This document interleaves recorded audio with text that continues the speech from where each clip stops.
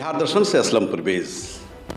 आइए मैं आज एक ऐसे व्यक्ति से आप लोगों का रूबरू करा रहा हूं जो समाज सेवी के रूप में जाने जाते हैं, राजनीतिक व्यक्ति के रूप में जाने जाते हैं, जिनका नाम मनोज कुमार है। ये पूर्व में सासाराम लोकसभा से चुनाव लड़ चुके हैं और लड़कर ये अपनी पहचान के साथ साथ ये भी बताने का काम किए हैं कि मनोज कुमार भी इस मुकाम पे बैठ सकता है। और साथ ही साथ इन्होंने ये भी साबित किया है कि सासाराम लोकसभा क्षेत्र में भी मुझे चाहने वाले बहुत हैं और जिस तरह से इनको वोट मिला था उससे ये साबित हो रहा था कि भविष्य के ये सांसद भी बन सकते हैं। और इनसे मैं रूबरू करा रहा हूँ। ये इससे जानना चाहूँगा कि 2024 में क्या आप चुनाव मैदान में आएंगे तो किस तरह आएंगे, किस पार्टी से आएंगे, ये मैं मनोज कुमार की ज़ुबानी आप लोगों को सुना रहा हूँ। बिहार दर्शन में आपका स्वागत है। बहुत बहुत धन्यवाद। बिहार दर्शन को मेरे तरफ से भी बहुत बहुत धन्यवाद। Thank you. पहला सवाल है आपसे जी कि पूर्व में आप लोकसभा का चुनाव मैदान में कूदकर जी अपनी पहचान के साथ साथ आपने ये दर्शाया है कि लोकसभा में मुझे भी चाहने वाले हैं, मुझको भी काफ़ी सम्मान लोगों ने दिया है, तो वैसे लोगों के लिए आप क्या कहना चाहेंगे? देखिए, मैं लोगों को, सासाराम पार्लियामेंट के लोगों को मैं धन्यवाद देना चाहता हूँ। मेरा 2019 में पहला चुनाव था, लोकसभा में पहला बार लड़ा था और बहुत कठिन में मेहनत किया था। मैं 1700 टोटल गांव हैं जिसमें 1400 गांव में मैं गया था, पर्सनली लोगों से मैं मिला था और लोगों ने जितना मैं मेहनत किया था लोगों ने मुझे आशीर्वाद भी दिया।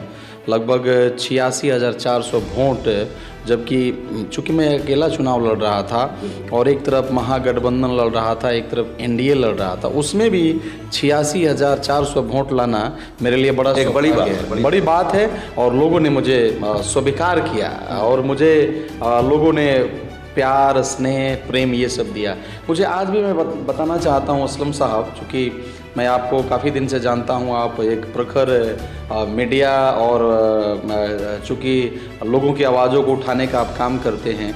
मैं जिस जगह से उठा हूँ मुझे आज भी याद है कि जब मैं 8 साल का था तो मेरे पिताजी दर्जनों बार मुखिया के पास में गए, दर्जनों बार बीडीओ के पास में गए, दर्जनों बार डीलर जो होता है, जो राशन देता है, उसके पास में गया। जब कभी भी मेरे पिताजी जाते थे अपने माथे का जो पगड़ी है उतार करके उन लोग के पैरों में रखते थे, रिक्वेस्ट करते थे मुखिया जी मुझे एक इंदिरा आवास दे दीजिए, कॉलोनी दे दीजिए, और मुझे साथ में लेके जाते थे दिखाने के लिए कि मेरा बच्चा पढ़ता है स्कूल में, मेरा मड़ई का घर है और बारिश होता है तो इसका किताब भिन जाता है। लेकिन अब मेरे पिताजी चले गए, दुनिया से नहीं रहे, लेकिन आजीवन उनको न कॉलोनी मिला, न उनको वृद्धा पेंशन मिला, ना उनका नाम कहने का मतलब राशन कार्ड में जुड़ा। तो क्या नाम था आपके पिताजी? मेरे पिताजी का नाम था स्वर्गीय रामजी राम।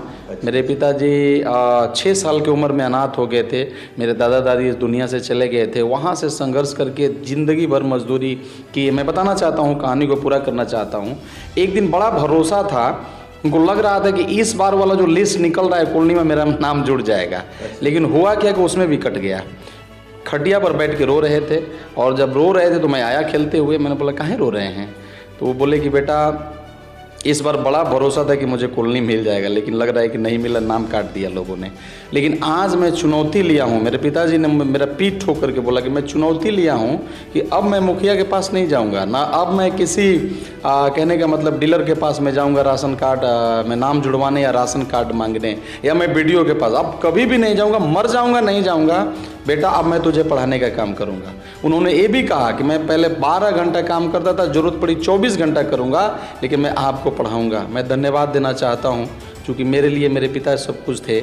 और जो महापुरुषों का लिस्ट में नाम, आज बहुत सारा मंच पर हम लोग जाते हैं, महापुरुषों का नाम लेते हैं। सबसे बड़ा महापुरुष अगर कोई मेरे जीवन में है तो मेरे पिता हैं, मेरे माँ हैं। और उन्होंने मुझे चुनौती दिया कि ज़रूर हम गरीब हैं, लेकिन गरीबी हमारे लिए अभिशाप नहीं। हम चुनौती को स्वीकार किए, मुझे पढ़ाया। उस परिस्थिति में भी मैंने मास्टर ऑफ रूरल डेवलपमेंट का मैंने उपाधि प्राप्त किया। मैंने पढ़ा और मेरे पिताजी ने मुझे मजदूरी करके, बनिहारी करके, मेरे भाई साहब जो अभी खुदरा प्रखंड के ब्लॉक प्रमुख हैं, ये दोनों लोगों ने, मेरे पिताजी और मेरे भाई साहब ने डिसीजन लिया, क्योंकि हम लोग 3 भाई थे, तो दोनों मेरे बड़े भाई साहब और मेरे पिताजी लोगों ने डिसीजन लिया कि हम लोग भाई हैं जो अभी जिला परिषद का चेयरमैन है रोहतास के पूनम भारती, उनके पति, दोनों लोगों ने हमें पढ़ाने का काम किया।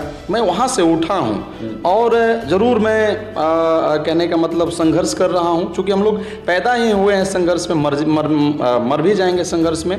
लेकिन एक कहावत है कि असफलता एक चुनौती है। आपने सवाल किया था कि आप 2019 में चुनाव लड़े थे और हार गए। जरूर मैं हार गया, लेकिन पहचान बना। मैं कहना चाहता हूँ कि असफलता एक चुनौती है, उसे तुम स्वीकार करो। क्या बाकी रह गई देखो और सुधार करो। बिन कुछ किए जय जयकार नहीं होता, संघर्ष करने वालों का कभी हार नहीं होता।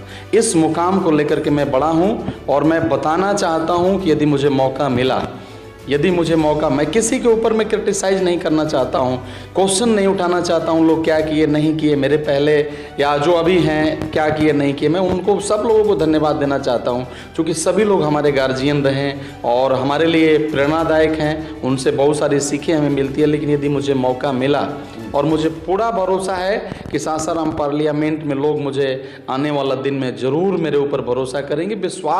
मुझे पूरा विश्वास है कि लोग, जनता मुझे स्वीकार करेगी। जी जी। अच्छा, एक चीज़ बताइए कि जब आप चुनाव लड़े थे उस वक्त आप बहुजन समाज पार्टी के टिकट से लड़े जी थे। जी। और निश्चित रूप से काफ़ी चर्चा था, मनोज राम, क्या कैमूर, क्या रोहतास, सासाराम लोकसभा से हटकर भी लोकसभा में आपके नाम की चर्चा हो रही थी। ये भी लोगों को लग रहा था कि लगता है कि इस बार मनोज साहब जी निकल जाएंगे और सांसद बन जाएंगे। ये चर्चा इस तरह की थी, चूँकि हम लोग भी फील्ड में जब चल रहे थे, दौड़ रहे थे, तो ये नाम आ रहा था। तो एक चीज़ ये बताइए कि अभी उस समय आप बसपा के चुनाव से लड़े, बसपा के टिकट पे चुनाव लड़कर ये एक पहचान बनाई थी और बसपा को भी काफ़ी मजबूत करने का काम किया था। तो एक सवाल है कि इस बार 2024 में अगर मौका मिला तो किस तरफ से आप चुनाव लड़ना चाहते हैं? देखिए, मैं आपको बताना चाहता हूँ, जनता हमारी पार्टी है और चूँकि अभी मैं किसी पार्टी में जब है ही नहीं, तो पार्टी का मैं बात नहीं कर सकता। लेकिन मैं ये जानना चाहता हूँ, आपको मैं बताना चाहता हूँ, बिना पार्टी का जनता के बीच में मैं करहगर पश्चिमी में गया। हमारे छोटे भाई का वाइफ के लिए मैं निवेदन किया। पूरे रोहतास में सबसे ज़्यादा 7,500 वोट से लोगों ने वहाँ के लोगों ने जिताने का काम किया। मैं कोई पार्टी में नहीं था। अच्छा। मेरे बड़े भाई ब्लॉक प्रमुख बने और जहाँ से वो ब्लॉक प्रमुख बने, जहाँ से वो बीडीसी का चुनाव जीते, बहुत भारी मतों से वहाँ भी लोगों ने जिताया, ब्लॉक प्रमुख लोगों ने बनाया। मैं किसी पार्टी में नहीं हूँ। तो कहना चाहता हूँ, आज भी यदि देखिएगा पार्लियामेंट में मैं देखता हूँ 6 या 8 पार्लियामेंट मेंबर हैं जो निर्दलीय जीत के आए हैं और वो पार्लियामेंट का मेंबर बने हैं। आज भी लोग, बिहार में भी आप देखिएगा विधानसभा में लोग निर्दलीय जीते हैं। तो ज़रूर मैं किसी पार्टी में नहीं हूँ, मैं पार्टी का बात भी नहीं करना चाहता हूँ। लेकिन आपका भाई, आप लोग का आशीर्वाद रहा, प्रेम रहा, तो मैं ज़रूर फाइट करूँगा। चुनाव लड़ेंगे? जी लड़ूंगा। तो क्या सोच है, क्या विचार है, क्या लक्ष्य लेके आप चुनाव मैदान में? देखिए, लक्ष्य मेरा, बहुत बड़ी लक्ष्य चल रही है। आज भी देखिए हमारा, जब मैं गांव में जाता हूं, चूँकि मैं प्रत्येक दिन गांव में जाता हूं, मैं आपको बताना चाहता हूं कि आज 4 दिन से लगातार मैं रविदास जयंती में, कर्पूरी ठाकुर जयंती का मैं गांव में जा रहा हूं। मैं देखता हूं आज भी लोगों का तो आँख से आंसू आता है, चूँकि मैं वहीं से आया हूँ, पैदा हुआ हूँ। अफसोस होती है कि 74 साल आज़ादी का बीत गया, लेकिन आज भी हमारा लोग जो है गरीबी से जूझ रहे हैं, संघर्ष कर रहे हैं। आज भी आप मैं बताना चाहता हूँ सासाराम पार्लियामेंट का दशा, कि आज भी यदि आप गांव में जाइए तो दलित, महादलित जिनको कहा जाता है, कहने का मतलब एक नियम है कि सबको ज़मीन दिया जाए 3 डिसमिल 4 डिसमिल, लेकिन आज भी नहीं है ज़मीन उनको। और उनको देखिए दुर्भाग्य है कि चूँकि उनके पास ज़मीन है नहीं, रहेंगे कहाँ? पोखरा पर रहते हैं, नहर पर रहते हैं। लोग अतिक्रमण, पेड़ लगाने के लिए लोग अतिक्रमण लगा के बुलडोजर उनको उठा देता है घर। उसकी लड़ाई मैं लड़ रहा हूँ। और मैं एडीएम साहब से, रोहतास के एडीएम साहब से बात किया, मैं कैमूर जिला के मीन्स एडीएम साहब से बात किया कि आप लोग का जो एजेंडा है, जो लोगों को ज़मीन देने का, गरीब लोगों का, जो भूमिहीन लोग हैं, क्या हुआ उसका? क्योंकि 6-7 साल हो गया माननीय मुख्यमंत्री जी का ये कहने का मतलब पास किए, लोगों को बताया, मैंने अपने सरकार को दे कि सभी को दीजिए, लेकिन अभी तक कुछ नहीं है। उसका लड़ाई मैं लड़ रहा हूँ। मैं बेरोजगार जो हमारे नौजवान, आज सैकड़ों हजारों लोग जो रोड पे घूम रहे हैं पढ़ लिख के, उनका मैं लड़ाई लड़ रहा हूँ। मेरी सोच है कि यदि पार्लियामेंट में मुझे, यहाँ सासाराम में मुझे यदि मौका मिला तो इस आवाज़ को यहीं नहीं बल्कि मैं सदन तक उठाने का काम करूँगा। आप देखिए स्वास्थ्य का क्या हाल है, आप देख लीजिए शिक्षा का क्या हाल है, आज 74 साल हो गया, जिसमें लगभग 60 से 65 साल तक लोगों ने यहाँ का पार्लियामेंट रहे, बड़े बड़े लोग रहे, नाम नहीं लेना चाहता हूँ, हमारे गार्जियन भी रहे। लेकिन आज भी देख लीजिए, हमारे बच्चे यहाँ से हज़ारों लोग उठ करके लुधियाना, धनबाद, दिल्ली, बम्बे जाते हैं, वहाँ हमें बिहारी कह के मारा जाता है। कितने लोग तो उधर जान भी गंवा देते हैं और मर जाते हैं उधर। लोग ट्रेन में ये इधर देख लीजिएगा, सासाराम में या गया से जो महाबोधि ट्रेन जाती है, देखिएगा हज़ारों लोग जानवर जैसा लद के जनरल बोगी में लोग जाता है दिल्ली। सवाल है आपसे, चूंकि अभी आप जान रहे हैं कि पहले नगर परिषद था, सासाराम नगर निगम हो गया है। तो नगर परिषद जब था सासाराम का, तो उस समय सासाराम शहर का नाम जो गंदगी के मामले में 1 नंबर में जा चुका है। तो कसूरवार आप किसको मानते हैं? देखिए, कसूरवार मैं कहने का मतलब जरूर दोनों हैं, या नगर अभी तो नगर निगम हो गया सासाराम, पहले नगर परिषद था। मैं कसूरवार नहीं कहूँगा कि नगर आयुक्त हैं, डीएम साहब हैं, डीडीसी हैं, चूँकि पहले डीडीसी हुआ करते थे। मैं ये कहना चाहता हूँ कि देखिए, सरकार तो कुछ कर रही है, लेकिन अपनी सोच भी कुछ होना चाहिए कि जो गंदगी हम लोग जहाँ तहाँ बिक देते हैं, ये भी एक बहुत बड़ी परेशानी है। लोगों को जागरूक होना होगा। कहने का मतलब जो हमारा माइंड सेट है उसको बदलना होगा कि सारा चीज़ सरकार ही करेगा। नहीं, जब हम उस घर में रहते हैं और घर के आगे गंदगी होगा तो महकेगा सबसे पहले हमें। सरकार को तो महकेगा नहीं, डीडीसी साहब को तो महकेगा नहीं, तो हम लोग को जागरूक होना होगा। जो सही जगह को जागरूक, हाँ, जनता को जागरूक होना होगा, हमें खुद स्टैंड होना होगा, तब जाके देखिए बदलाव तभी आएगा हमारे लोगों में, हमारे जगह में, जब तक हम जगह नहीं, जनता नहीं देगा। हाँ, जनता को जगह। देखिए, मनोज कुमार हैं और मनोज कुमार की ज़ुबानी मैं सुना रहा हूँ, मैं दिखा रहा हूँ, लाइव करा रहा हूँ। आप देख रहे हैं कि इनकी सोच क्या है, इनका लक्ष्य क्या है, इनका एम क्या है। निश्चित रूप से ये कहा जा सकता है कि अगर जनता ने इन्हें मौका दिया तो जो इनकी सोच है, उस सोच के विपरीत दिशा में नहीं, बल्कि उनके सोच के सही वे में ये चलेंगे और चलकर सासाराम लोकसभा क्षेत्र को काफ़ी बेहतर बनाएंगे, काफ़ी उन्नति की ओर ले जाएंगे, काफ़ी अच्छा बनाएंगे, जैसा इनका कहना है। एक चीज़ ये बताइए कि अभी जैसा आपने बताया कि हमारे छोटे भाई की वाइफ को लोगों ने ज़िला पार्षद से ज़िला परिषद के अध्यक्ष भी बनाने का काम किया। जैसा आपने बताया है कि कैमूर ज़िला के कुदरा में हमारे बड़े भाई को लोगों ने उप प्रमुख बनाया है। यानी जनता आपको चाह रही है, जनता आपको जान रही है, तभी जनता आपके प्रति जगी हुई है।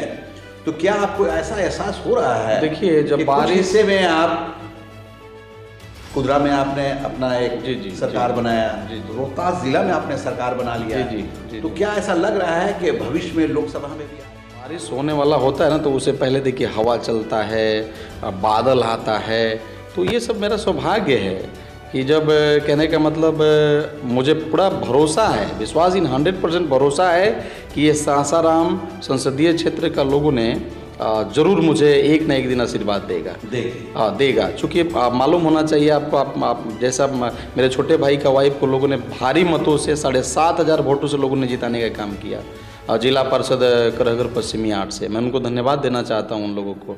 मेरे भाई साहब को लोगों ने कुदरा के, कैमूर जिला के कुदरा प्रखंड, जिस जगह से मैं पैदा हुआ हूं, सकरी ग्राम कुदरा प्रखंड में पड़ता है, वहां से लोगों ने उनको प्रमुख बनाने का काम किया। तो ये तो मैं कहने का मतलब एक चिन्ह है ना कि आने वाला दिन में, चूँकि मेरी पॉलिटिकल लाइफ थी, क्योंकि बैकग्राउंड तो मैंने ही शुरू किया, तो इसका मतलब, और मैंने गांव-गांव में गया, लोगों ने मेरे ऊपर भरोसा किया और भरोसा करके मेरे छोटे भाई के वाइफ को यहाँ चेयरमैन लोगों ने बनाया, लोगों ने कहने का मतलब मेरे बड़े भाई को ब्लॉक प्रमुख बनाया। तो यानी ये कहा जा सकता है कि भगवान भी खुश हैं, जनता भी खुश है, जी, और दोनों के खुशी के मौके पे या रिजल्ट ये निकलने वाला है कि भविष्य के लोकसभा में भी आपको मौका मिलने वाला है। बेशक, एकदम 100% मैं आपको बताना चाहता हूँ कि रात दिन मैं यहीं पैदा हुआ, रात दिन मैं चलता हूँ और मुझे भरोसा है कि जनता मुझे एक न एक दिन लाएगा। तो एक सवाल है कि आप जनता से क्या कहना चाहेंगे, जनता से क्या अपील करना चाहेंगे? जनता से मैं अपील करना चाहूँगा कि जनता जिस प्रकार से मुझे पंचायती राज चुनाव में जिस प्रकार से मुझे कहने का मतलब आशीर्वाद दिया, और जब मैं पार्लियामेंट का चुनाव लड़ रहा था 2019 में, मैं पहला बार था और लोगों ने 86,400 वोट लोगों ने मत दिया। जैसे कि आपको मैं बताना चाहता हूँ, मोहनिया विधानसभा में 19,000 वोट आया, 29,000 साढ़े 29,000 वोट चैनपुर में आया, 19,000 वोट मुझे भभुआ विधानसभा जरूर चिनारी में 6-7 हज़ार वोट आया, यहाँ भी सासाराम विधानसभा में भी 3-4 हज़ार वोट आया। तो लोगों ने मुझे स्वीकार किया और मुझे पूरा भरोसा है। मैं जनता को धन्यवाद देना चाहता हूँ सबसे पहले, और मैं अपील करना चाहता हूँ कि आपका भाई देखिए, वोट में चुनाव में कितने लोग खड़े होंगे ये मायने नहीं है, लेकिन चुनाव के बाद कितने लोग आपके साथ खड़े होंगे ये आप जानते हैं, हमसे बेहतर जानते हैं। और मैं अपील करूंगा कि चूंकि आपका भाई यहीं पैदा हुआ है, मुझे कहीं नहीं रहना है, आपके साथ रहूंगा। देखिए, मनोज कुमार नाम हुआ इनका कर्मस्थल भी है, इनका जन्मस्थल भी है, और जैसा इनका कहना है कि मैं एक सेवक के रूप में चुनाव मैदान में आता हूं। चूँकि ये क्षेत्र जो है, सासाराम लोकसभा का क्षेत्र जो है, ये मेरे लिए काफ़ी सौभाग्यशाली है, चूँकि मैं इस क्षेत्र का बेटा भी हूँ, भाई भी हूँ, यानी एक परिवार जैसा हूँ। निश्चित रूप से जिस तरह से लोगों ने मुझे आशीर्वाद दिया है, इस बार भी भविष्य में अगर 2024 में अगर मैं चुनाव मैदान में आता हूं तो निश्चित रूप से लोगों का आशीर्वाद मिलेगा। साथ ही साथ इन्होंने ये भी कहा है कि अगर जनता ने मुझे लाइक किया, चूज़ किया, सांसद बनाया, तो इस शहर के नाम, सासाराम का नाम विश्व प्रसिद्ध शहर है। सासाराम एक ऐसा शहर है जो शेरशाह की नगरी के नाम से जाना जाता है। माता ताराचंडी का ये स्थल रहा है। यहाँ एक से एक लोग आते हैं। आप ये भी जानते हैं कि चाचा फागुमल का यहाँ गुरुद्वारा भी है, जहाँ गुरु तेग बहादुर का कदम भी आ चुका है। यानी ये ऐसी जगह है, ऐसा क्षेत्र है कि जहाँ हिंदू, मुस्लिम, सिख, ईसाई आपस में हैं, भाई भाई मिलकर रहते हैं। तो मनोज जी का यही कहना है कि सभी लोगों का, हर धर्म के लोगों का सम्मान मिलता आया है, और अगर मौका मिला तो मैं इस क्षेत्र को वैसा क्षेत्र बनाऊंगा जो पूरे देश में ही नहीं बल्कि विदेशों में सासाराम का नाम एक बेहतर क्षेत्र के नाम से जाना जाएगा। बिहार दर्शन से असलम परवेज।